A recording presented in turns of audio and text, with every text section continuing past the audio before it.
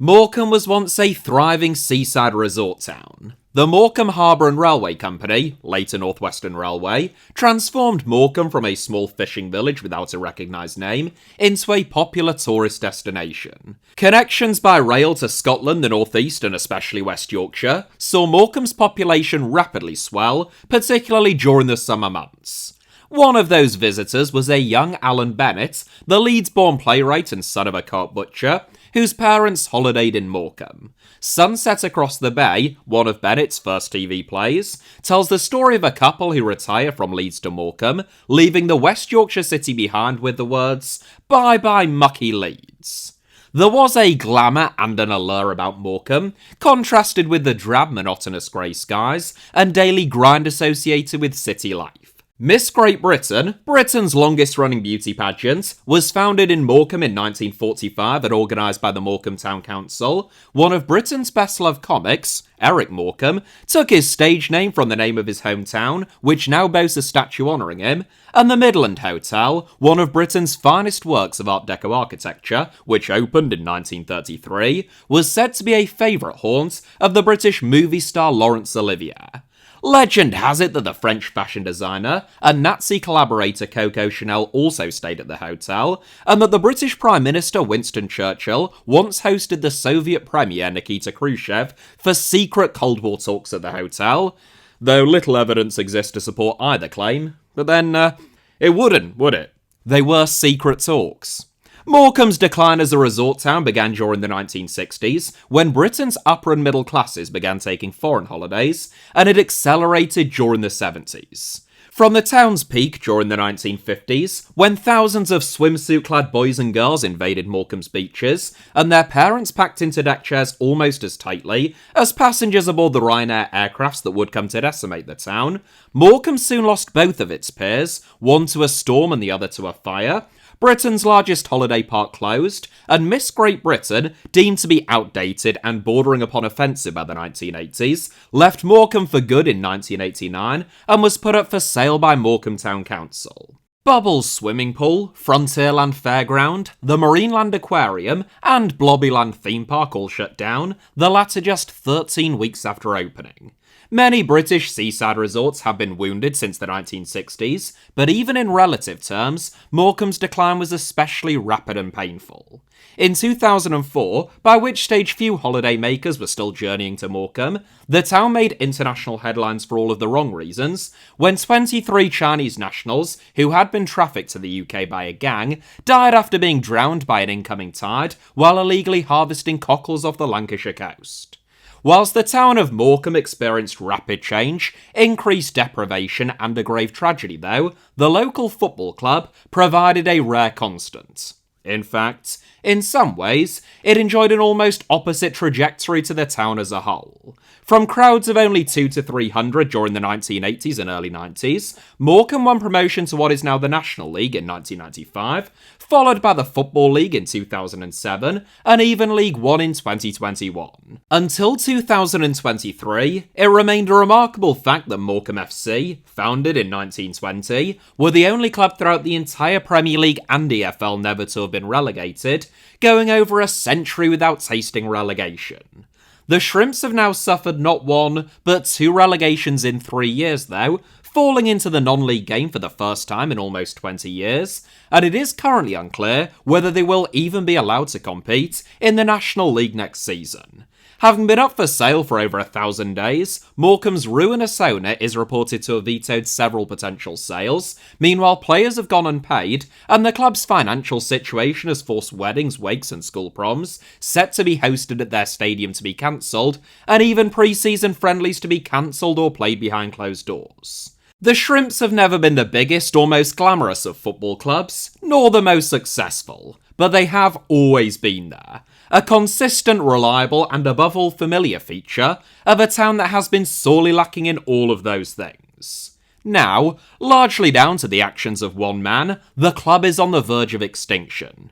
In recent days, the entire Morecambe board have resigned, been reappointed, and resigned again, leaving the club in breach not only of FA regulations, but also UK law. So, even if you are an international viewer who has never heard of Morecambe, in fact, all the more so in that case, Sit back, relax, and join me on a journey to one of England's many unloved but resilient seaside towns as we take a look at a football club that has been both unloved and overlooked by the national media for far too long, examine how they have ended up in such a perilous situation, and explore what is surely one of the stupidest and most infuriating stories that I've ever covered on this channel.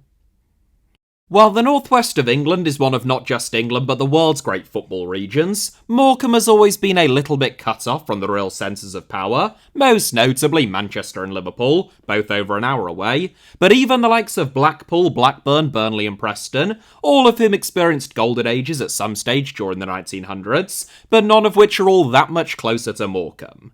Founded in 1920, Morecambe joined the Lancashire Combination League, where they would spend the next 48 years, before the creation of the Northern Premier League in the late 1960s. Morecambe were one of 5 clubs to leave the Lancashire Combination for the Northern Premier League, which initially became the highest level of local non-league football, sitting at level 5 of the English Football League pyramid, just outside of the Football League.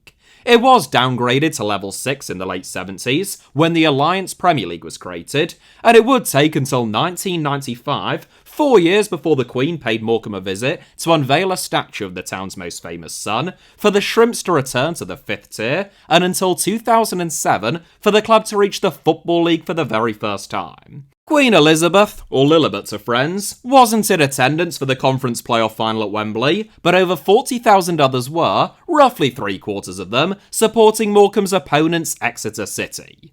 They would be sent back to Devon disappointed, as Morecambe legends Gary Thompson and Danny Carlton scored the goals to fire the Shrimps into the Football League. They were both gone within the next 12 months, signed on either frees or for nominal fees by EFL rivals, but Morecambe ploughed on undeterred. Following playoff heartbreak in the 2009-10 season, when Morecambe were thrashed 7-2 on aggregate by Dagenham and Redbridge, the club was nearly relegated in 4 out of the next 8 seasons. Many of Morecambe's problems can be traced back to the move from Christie Park, which had been the club's home virtually since their inception, to the newly built Globe Arena in 2010. The move heralded little change in terms of Morecambe's stadium capacity, though it nearly doubled their number of seats, and what was supposed to be the next step for a small but upwardly mobile club proved to be mired with problems. The stadium's opening was delayed, forcing showpiece pre-season friendlies against Preston, Bolton and Man City to be cancelled, and the spiralling cost of building materials, most notably steel, in light of the 2008 global financial crisis, meant that Morecambe couldn't have picked a much worse time to construct a new ground. That meant that Morecambe reportedly spent around twice as much constructing their new stadium as they had received for their old one, Christie Park, which was sold to Sainsbury's, demolished, and replaced by a supermarket. The Globe Arena, since renamed the Mazuma Mobile Stadium for sponsorship reasons, has witnessed some of the greatest moments in Morecambe history, but it created a financial instability which, while briefly interrupted, has never truly been laid to rest over the last 15 years. In 2016, Morecambe was sold to a Brazilian named Diego Lemos. Experienced businessman Peter McGuigan had been Morecambe's chairman, a majority shareholder for 16 years, overseeing the club's promotion to the Football League, their stadium move, and, albeit fraught at times, continued survival in League Two. Well seasoned and well known within the world of business, McGuigan was previously the CEO of Umbro, Reebok and Bench, whereas very little was known about Lemos. According to Companies House, Lemos resided in Qatar. He was listed as the director of one UK company, PMG Leisure Limited, which was the firm responsible for managing the all-weather pitches at the Globe Arena, having been created under McGuigan's stewardship in 2010. 4 months after Lemos bought Morecambe, PMG Leisure Limited entered administration. McGuigan, who retained his role as chairman after selling his 82% stake to Lemos, said that he was staggered by the news. Lemos had been unveiled to and applauded by Morecambe supporters before a 3-0 defeat at home against Carlisle United, but from November 17th onwards, so barely 2 months after buying the club, he was never seen or heard from again. From a family that is obsessed with football, one of Diego's uncles, Caio Cambeotta, spent 6 years as a starman at Flamengo. Another, Cesar Maluco, was part of the Brazil squad at the 1974 World Cup, and his father, Luizinho Lemos, better known as Luizinho Tombo, was a 2-time top scorer in the Campeonato Carioca, Rio de Janeiro's top-flight state championship. Luizinho ended his career in Qatar with Qatar Sports Club before managing there for a number of years. Diego seemingly didn't have the talent of his family members, never playing professional football himself, but aged only 35 at the time, he claimed to have operated as a successful football agent in Qatar for the preceding 10 years. Quite what interest he had in one of the smallest clubs in the Football League, situated in a deprived seaside town and occupying the 89th place out of 92 clubs in the Football League pyramid, was unclear, and it quickly appeared as though he had no interest whatsoever. The rumour was that Lemos was being supported by a wealthy Qatari businessman named Abdulrahman Al-Hashemi, who he appointed as co-chairman, but a month after Lemos went AWOL, and just 3 months after his own arrival, Al-Hashemi quit the club, claiming that he had been misled by Lemos over funds. It was reported that what he meant by that was that he had been misled into believing that it was a joint venture, rather than the expectation being that he would stump up all of the funds. All of this was preceded by the news that Morecambe players had gone unpaid for almost 8 days, a week before Lemos had disappeared, due to what Lemos described as, quote, unexpected cash flow problems. This was accompanied by the unwelcome news that Tom Barkhuizen, a key player at Morecambe, had agreed to terminate his contract due to those same cash flow issues, allowing the rest of the squad to be paid.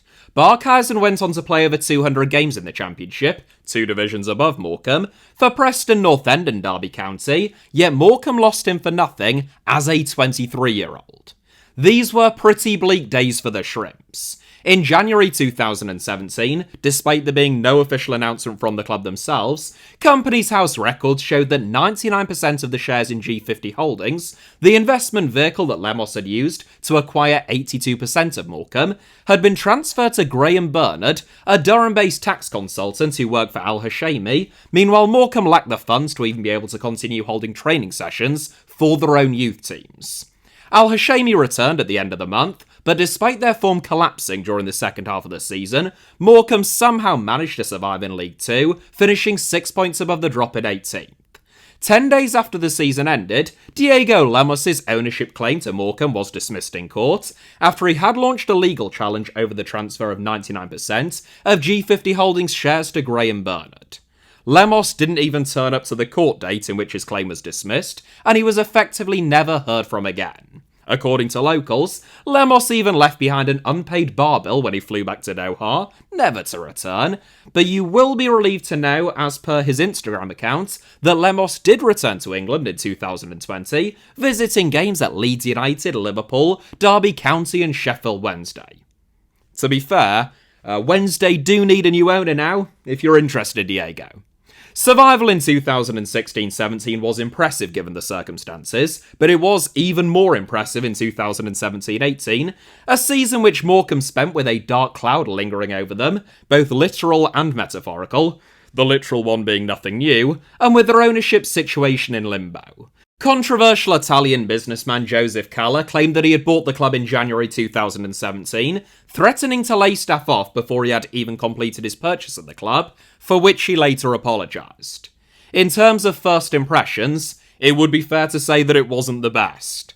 Cala, who it would constitute an insult to the noble profession of clowning to describe as a clown, outlined his ambition to float Morecambe on the American Stock Exchange, following in the footsteps of Manchester United, which he claimed would raise £1 million a season in, quote, free money in League 2. Now, as everyone knows full well, US and international investors have long been crying out to invest in loss-making fourth-tier football clubs whose revenue is less than the average Premier League player earns in a season. Cala never got his hands on Morecambe, nor Portsmouth, who he also attempted to take over at one stage, but he was later given the opportunity to implement his bright ideas alongside Hong Kong-based Indian businessman Rangan Varghese as chief financial advisor and de facto owner of non-league Gateshead.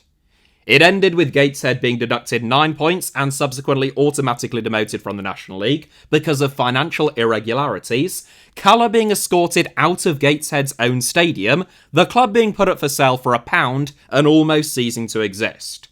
Thankfully, throughout all of this turmoil, there were a couple of constants. Peter McGuigan stayed on as chairman for 2 years after selling the club. Meanwhile, manager Jim Bentley, a Morecambe legend who captained the club when they won promotion to League Two in 2007, became the longest-serving manager in the EFL. The 2017-18 season would be a brutal old slog for Morecambe, who survived only on goal difference following a controversial final day of the season.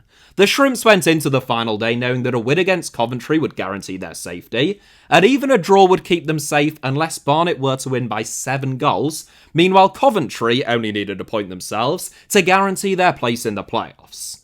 Barnet battered last place Chesterfield 3-0, but it mattered little. In a game of few chances, and by few what I actually mean is 2, both of them for Coventry and Morecambe played out what can only be described as an uninspiring 0-0 draw, which prompted accusations of match-fixing from Barnet supporters. It is unlikely that it was anything as sophisticated as that, more likely 2 teams terrified of losing, who rarely committed more than a few players forward, but you could see why Barnet supporters weren't best pleased. The Bees will return to the EFL for the first time following a 7-year absence next season. Meanwhile, Coventry went on to win the playoffs and are now a top-end championship club. 4 days before that controversial curtain closer, Morecambe's ownership situation was finally resolved.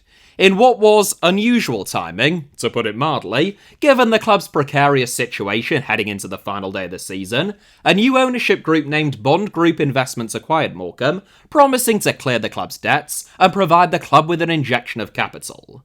It all sounded rather promising, but Morecambe fans had been here before. Once again, little was known about Morecambe's new owners, Jason Whittingham and Colin Goldring, the 2 men behind Bond Group Investments Limited. Whittingham, who grew up in a small village outside of Wolverhampton supporting Aston Villa, was described as having worked as a consultant for the UK's largest pawnbrokers, before moving to Greece and founding his own pawnbrokers there, which he claimed to have grown into being the largest in Greece, moving back to London and opening another pawnbrokers in Mayfair. Goldring, meanwhile, was a London lawyer, 2 words which when combined constitute one of the world's great red flags, who claimed to have specialised in litigation law, most notably drawing up contracts on supercars in Monaco and Switzerland. Now, if that doesn't sound like 2 jolly good chaps with reputable professions, then I don't know what would. Goldring's actually sounds like something that Jay from The Inbetweeners would claim to do for a living if they were to make a movie following the main characters' lives 10 years on. Goldring met Whittingham after moving back to the UK. Speaking of their relationship, Goldring once said, and I quote, "We complemented each other well and got on very well. When we decided to get into business together, we actually had no idea what businesses we would go into. Now we have got several, so it was a match made in heaven." End quote. 7 years on, Goldring and Whittingham's dream has become Morecambe fans' nightmare. It later transpired that Goldring also wasn't very good at buying supercars. Between June 2016 and March 2018, a member of a prominent foreign royal family paid Goldring's London law firm €9.4 million for the purchase of a Ferrari Aperta, a Ferrari FXXK, and a Bugatti Chiron. Much to the bemusement of the unnamed royal, that cash subsequently disappeared, without any supercars in return, prompting the client in question to register a complaint. Following an investigation by the Solicitors Regulation Authority, which only concluded in 2022, Goldring was banned from working in the UK legal profession for life. The Solicitors Disciplinary Tribunal stated that Golding had, quote, failed to act with moral soundness, rectitude, and steady adherence to an ethical code, adding that his behaviour, quote, in this regard was, at best, manifestly incompetent, end quote. In Whittingham and Goldring's first season in charge, Morecambe finished 18th. a comfortable 13 points clear of the drop, following an outstanding end to the season. A few months into the campaign, Chairman Peter McGuigan brought an end to his 18 years as Morecambe chairman and 22 years as a director at the club, stating, quote, "It has always been my wish to see the club thrive and, in light of this recent takeover, I feel it is now an appropriate time for me to step down as chairman and hand over to Bond Group Investments and whoever they choose as my successor." End quote. McGuigan was replaced by co-chairman Rod Taylor and Graham House, with a statement from Jason Whittingham and Colin Goldring adding that Taylor and House would provide the club with an invaluable complementary skill set which, with strong leadership and our full support, will move the club forward to reach its true potential. 4 days ago, Rod Taylor and Graham House told the BBC that they were fearful for the club's existence. It would be fair to say that it has been a rocky 7 years then. At the end of the season, Whittingham and Goldring, also through Bond Group Investments, became the majority shareholders of Premiership rugby club Worcester Warriors. The duo had first become involved with Worcester just months after buying Morecambe, when prolific non-league football club owner Jed McCrory announced within months of buying the Warriors himself that he would be stepping down, but had found 2 buyers for the club. Whittingham and Goldring became directors in October 2018, and in June 2019, they took full control of the club. It appeared at the time as though Worcester Warriors had become the Bond Group's priority, with a report in the Daily Mirror shortly before the takeover of Worcester was completed, claiming that Whittingham and Goldring had put Morecambe up for sale in order to focus on the rugby club instead. Whittingham and Goldring responded by denying that they were in any rush to sell Morecambe, but Goldring added, quote, "We are in no rush to sell, but we had always planned to rescue what we saw as a great community club with incredible facilities, to manage the club responsibly for around 2 years, and to leave a legacy of future sustainability that will last generations." End quote. 1 year into what Goldring claimed was a 2-year project to essentially flip Morecambe and sell the club on for a profit, the Bond Group rebuffed 3 reported offers for the club. They also took control of another football club, Worcester Raiders, in the 9th tier of English football, who they moved into the more than 12,000 capacity six-way stadium to ground share with Worcester Warriors. At the start of the following season, club legend Jim Bentley's more than 8 years managing the club came to an end, following over 400 games in charge. It is one of 2 fairly remarkable facts about Morecambe, along with going over 100 years without tasting relegation, that for over 25 years, between Jim Harvey's appointment in 1994 and Jim Bentley's departure in late 2019, the club only had 3 managers, each taking charge of the club for an average of more than 8 years. There were 1 or 2 alarm bells given that Morecambe wanted Bentley to stay, but not only had he resigned, he dropped down a division to join non-league neighbours AFC Fylde. Fylde were notoriously high spenders in the National League at the time, bankrolled by charismatic and controversial owner and chairman David Haythornthwaite, but it was still cause for both concern and for some sadness, since Bentley enjoyed such a special relationship with the club supporters. Nonetheless, Morecambe were bottom of the EFL at the time, and Bentley's replacement, Derek Adams, managed to grind out enough points to avoid relegation. He was aided, admittedly, by Macclesfield Town being smashed with a massive 17-point deduction, and no other club being relegated due to Bury being kicked out of the EFL, in a season that was halted and determined on a point-per-game basis due to COVID. But there were rare reasons to be cheerful for Morecambe supporters, and the following season was nothing short of miraculous. Operating on a shoestring budget, Morecambe finished 4th in League 2, only missing out on automatic promotion by a single point to Bolton Wanderers, and finishing 4 points behind title-winning Cheltenham Town, before emerging victorious in the playoffs, where they beat Newport County 1-0 after extra time at Wembley in the final, to secure a first-ever promotion to the 3rd tier of English football in the history of the club. Over the last 10 years, no other team has ever won promotion from League 2 with less revenue, a smaller wage bill, or while generating a higher operating profit than Morecambe. It's just a shame that arguably the club's greatest ever season was forced to be played behind closed doors. Just 3 days after winning the League 2 playoff final, manager Derek Adams left the club, dropping back down to League 2 to take charge of Bradford City. Again, Bradford are a big club by League 2 standards, but it is rare to lose a manager to a team in the division below you in the immediate aftermath of winning a playoff final. Morecambe would have the lowest crowds, the lowest revenue, and the lowest budget in League One, and their task was made even more difficult still by defender cum midfielder Jan Songo following Derek Adams to Bradford, captain Sam Lavelle joining Charlton Athletic, and the club's top scorer and playoff final hero the previous season, Carlos Mendes Gomez, stepping up to the Championship with Luton Town. Survival ought to have been nigh on impossible then, but under Stephen Robinson, who departed mid-season when he was offered the St Mirren job, and Derek Adams, who had just been sacked by Bradford when Robinson departed and was brought back, Morecambe ground out an admirable 10 wins and 42 points in their first ever season in the third tier, avoiding the drop by 2 points. Statistically, this was Morecambe's highest ever league finish, but whilst these ought to have been heady days at the Globe Arena, events elsewhere were beginning to overshadow the club's achievements. Now 4 years into what Colin Goldringer described as being a 2-year project to flip Morecambe, and in the same summer that he was banned from practising law for life, whilst Morecambe were flying high, Bond Investment Group's other sporting venture was deep in crisis. In August 2022, Worcester Warriors were hit with a winding up petition over a roughly £6 million unpaid tax bill to HMRC, and with overall debts exceeding £25 million. Worcester finished 11th out of 13 teams in the 2021-22 Premiership rugby season, just 1 point above Basement Boys Bath, but Bond Group failed to satisfy multiple Rugby Football Union demands ahead of the following season relating to insurance, payroll funding, and presenting a viable long-term financial plan. In September, the club was suspended by the RFU, and WRFC Trading Limited, the club's main operating company, was put into administration.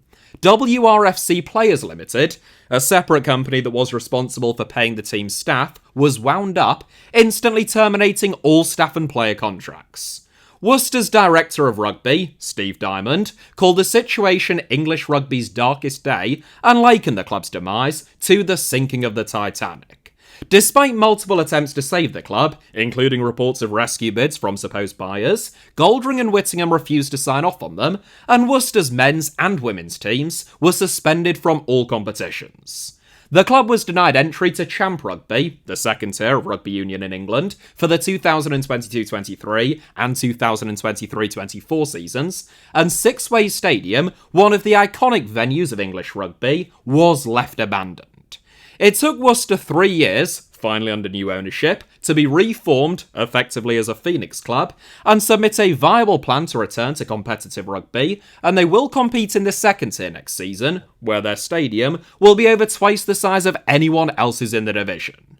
In an attempt to reassure supporters over Worcester's meltdown, Morecambe released a statement which read, quote, "Following the update from Worcester Warriors dated 22nd of August 2022, the Morecambe Football Club Board of Directors, including the owners, would like to reassure supporters that this has no impact on Morecambe FC.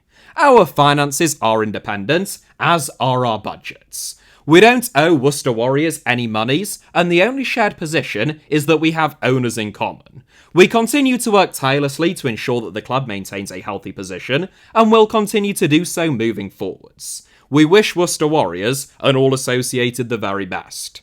End quote. 2 weeks later, both Whittingham and Goldring resigned from the Morecambe board and put the club up for sale. The following month, the pair of them were disqualified from being company directors for 12 months following a court hearing, suggesting that their resignations from the Morecambe board may have come in anticipation of their impending disqualification.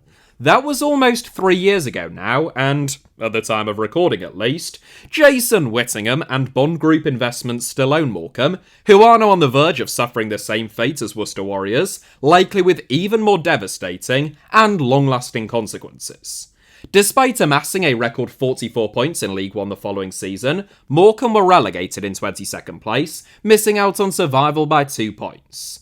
Midway through the campaign, the Daily Mail reported that Sarbjot Jahal, a 20-year-old Sikh entrepreneur, had beaten Tyson Fury in the race to buy Morecambe, despite the fact that there was no indication that Fury ever lodged a serious bid to buy the club. The former world heavyweight champion lives in Morecambe, a stone's throw from the Globe Arena, and he bought the gym within the stadium complex in 2020 and sponsored the club in 2022. Nonetheless, outside of an offhand remark on TalkSport, when Fury said that he was thinking about buying Morecambe and had been approached by the current ownership, there is no suggestion that he has ever commenced any formal proceedings to seriously invest in the club. One of the highest paid athletes in the world before retiring from boxing, Fury is reported to have earned £85 million from his first fight with Alexander Usyk alone. No one has a duty to buy a football club, but the fact of the matter is that Fury has the resources to buy Morecambe, has had ample opportunity to do so, or tried to do so if he desired, and he hasn't, yet rumours of him taking over the club within the national media, due to the fact that it makes for a grabby headline, are as persistent as Morecambe's state of crisis, and as irritating to their supporters, for understandable reasons. Co-chairman Graham House confirmed a month after that Daily Mail article that Jahal, through his investment vehicle Saab Capital, had purchased equity in the club with a view to acquiring a controlling stake. Jahal claimed to have made millions from soft drinks property and cryptocurrency speculation, always a good sign, professing that his soft drink empire was on track to surpass £1 billion valuation by Q3 2025. Well, we are now in Q3 2025, and you will be shocked to discover that Vitanix Holdings Limited hasn't achieved a £1 billion valuation. In fact, the company has been dormant since December 2024, and Sarbjot Singh Jahal ceased to be a person of significant interest in the business 2 months before that. In March 2023, Morecambe players weren't paid on time, with reports that Saab Capital had provided the funds to maintain the club's day-to-day expenses in April. Following relegation, Bond Group announced that the previous 2 seasons' profits had been used to pay down the club's debts, in the form of high-interest loans, from Bond Group themselves. They stated that, in light of a £750,000 to £800,000 loss in the 2022-23 season, the club would begin operating what they called a break-even budget. In other words, then, they would stop funding the club. They also announced that no players who were out of contract at the end of the season would be offered new deals, leading to a mass exodus of 13 first-team players, including Morecambe's top scorer in both of their League One seasons, Cole Stockton. That left Morecambe with a threadbare squad, and still no new owners. By December of the following season, Morecambe's board of directors, a group of unpaid supporters who have helped the club navigate choppy waters on numerous occasions, announced that they no longer had confidence in the Bond Group's management of the sale process. Up to that point, the Morecambe directors had largely bitten their tongues when it came to criticising the owners, with a relentless devotion to diplomacy in the view that it was best for the club. This was the first indication that the Bond Group, and Jason Whittingham, really weren't serious about selling the club. Following a 3-point deduction for failing to pay players on time, Morecambe finished 15th in League 2. By the end of the season, it had been revealed that Sarbjot Jahal would no longer be buying the club, and that the EFL had placed Morecambe under a transfer embargo. Owner Jason Whittingham stated in early June 2024, over a year ago, that he was working on a deal to complete the club's sale within the next 2 weeks. Morecambe fans have had almost as many promised sales courtesy of Whittingham, none of which have materialised, than they have had wins over the last couple of years, with ever shrinking deadlines, but still the same outcome. None. Sarbjot Jahal's interest in the club was replaced by Punjab Warriors, a global sports investment firm, as they describe themselves, led by Kuljit Singh Mommy, who had business connections with Jahal. It should be said, much as Jason Whittingham is undoubtedly the chief villain in the tale of Morecambe's tragic demise, both Jahal and Singh Mommy probably ought to be viewed with a great deal of scepticism themselves. It would require a whole extra video to cover their various business ventures, claims and counterclaims, at least equivalent in length to this one, but the journalist Martin Calladine, who has covered the situation at Morecambe more closely, and more succinctly than just about anyone else outside of the club, has written 2 excellent articles about Jahal and Singh Mommy on his blog The Ugly Game, titled Meet the New Boss Part 1 and Part 2, should any of you be interested. To distill them, however, it is unclear how much money either Jahal or Singh Mommy actually have, where they got it from, and, as with previous Morecambe owners, what their intentions are behind buying a small seaside football club that they don't support, which has likely very limited revenue potential. Nonetheless, Punjab Warriors claim to have injected several £1 million into Morecambe over the last 14 months, in the form of a £3.8 million purchase sum paid to Bond Group, £1.7 million in loans to fund the club's operating expenses, and a further £630,000 to clear external loans that the club owed. Now, this is many, many times more than what Morecambe is actually worth, and in more ways than one, the entire situation is just totally bizarre. Morecambe finished bottom of League 2 last season and were relegated, bringing an 18-year stay in the Football League to a painful and abrupt end. A month after the season concluded, on June 6, 2025, Punjab Warriors announced that they had bought the club.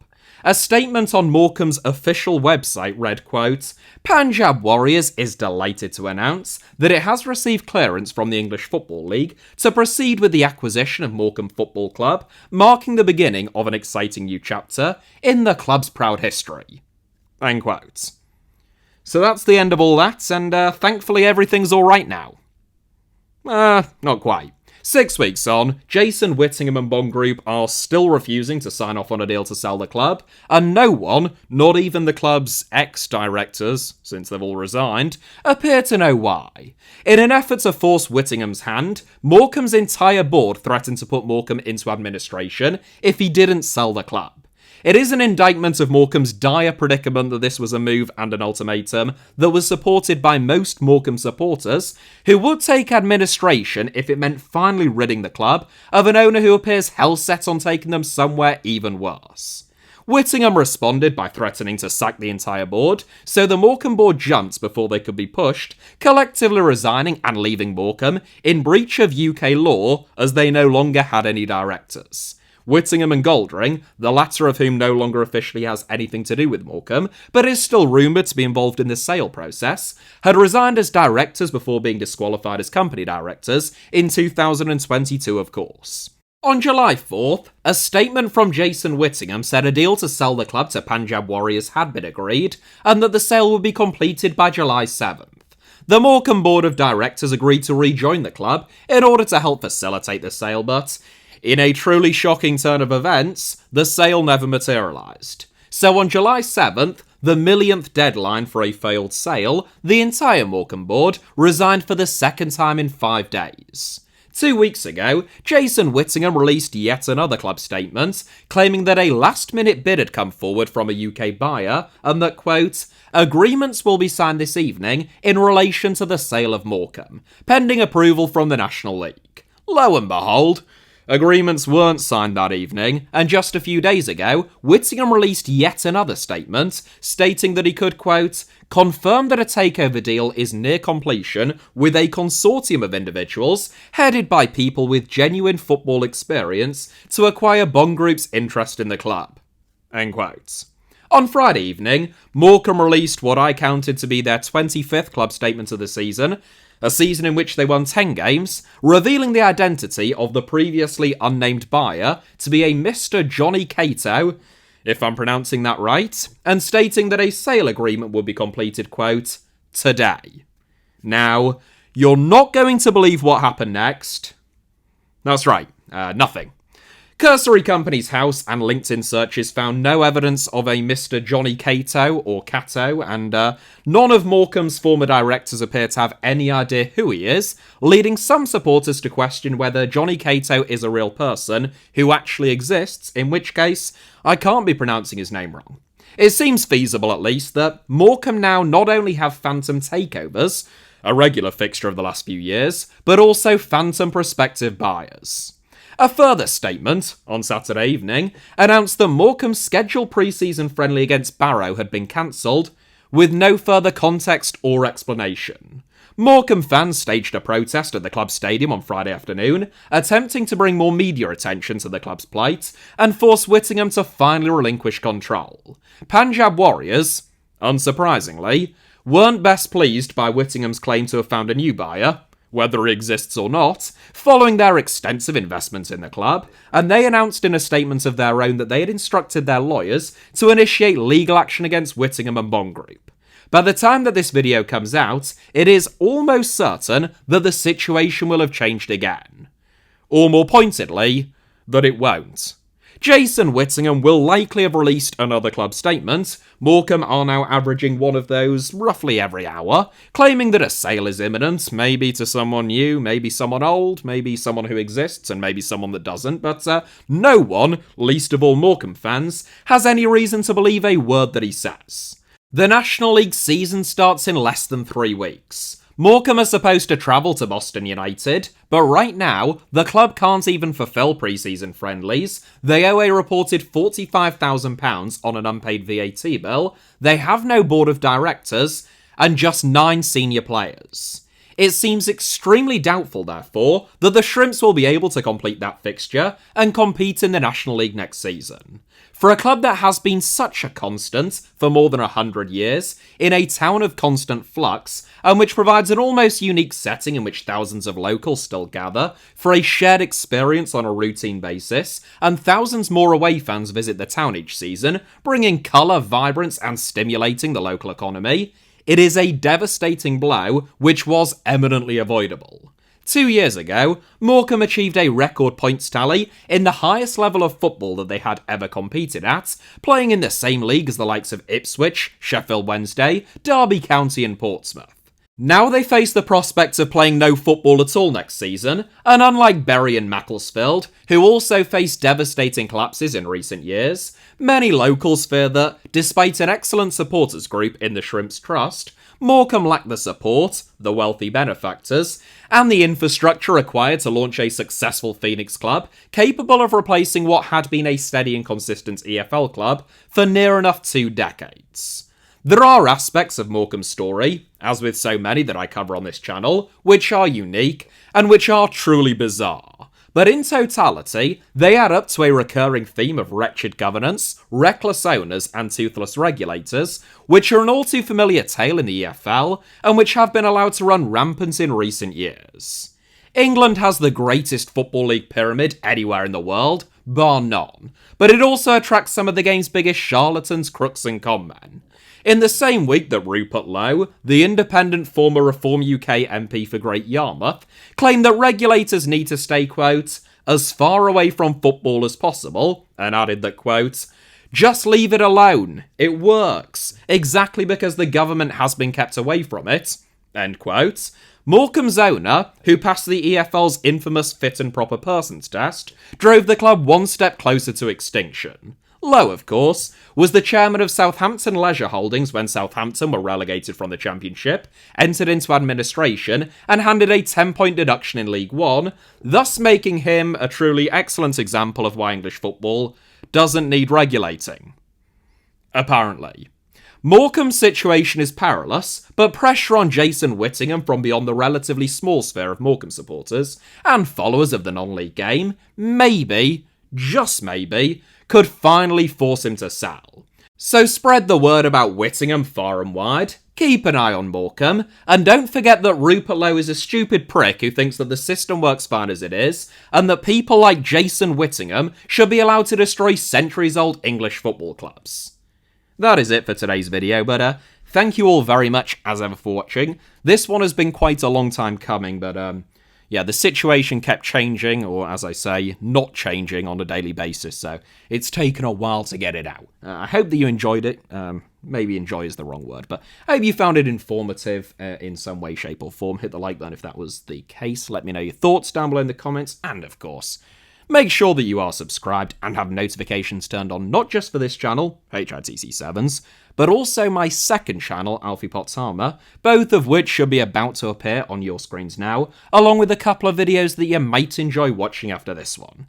You can also find me on various social media platforms, usually via the username @HITC Sevens, and you can now support this channel additionally, should you wish to do so, either via the Alfie Potts Armour YouTube channel, where you can now become a channel member, or via buymeacoffee.com/Alfie Potts Armour, where you can also become a member, but Google don't take 30%.